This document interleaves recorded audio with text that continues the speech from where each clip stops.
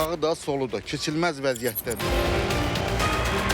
20 ildən artıq yollar pis gündədir.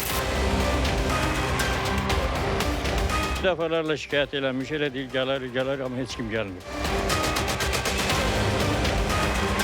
Bura Binə qəsəbəsi Südçülük Savxozu Fəxrabad yaşayış massividir. Ərazi Xəzər rayonunun tərkibində olsa da, inzibati vahid kimi cavabdehlik Suraxanı rayonundadır. Fəxrabad sakinlərinin də müraciəti elə bu rayonadır. Onlar Hövsan bələdiyyəsindən yollarının asfaltlanmasını istəyirlər. Mən bu tərəfdə yaşayıram. Sağı da, solu da keçilməz vəziyyətdədir qardaş. Uşaq bağçaya gedə bilmir, məktəbə gedə bilmir. Yollar bərbad vəziyyətdədir. Gördüyünüz vəziyyəti. Bizim xahişimiz budur ki, çəkib işıqlandırasınız, gəlib bir əncamdasınlar. Nə bələdiyyə, nə icra maraqlanmır. Şikayət eləyirsən, heç nə ilə maraqlanmırlar. Əhali, yəni öz hesabına, öz vəsaitinə bu yolu düzəltdilər. Qrabillə olsun, qumla olsun bir şəkildə. Ondan sonra bir şirkət gəldi.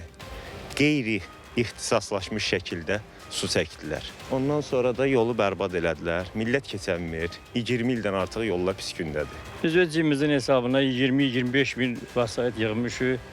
Yəni bu yolu biz düzəltmişik bir təhər. Biz dəfələrlə şikayət eləmiş, elə deyil, gələr, amma heç kim gəlmir. Yəni yoldakı göz qabağındadır, nə vəziyyətdədir, hamı görür. Xahiş eləyib buna bir əlac qılsın.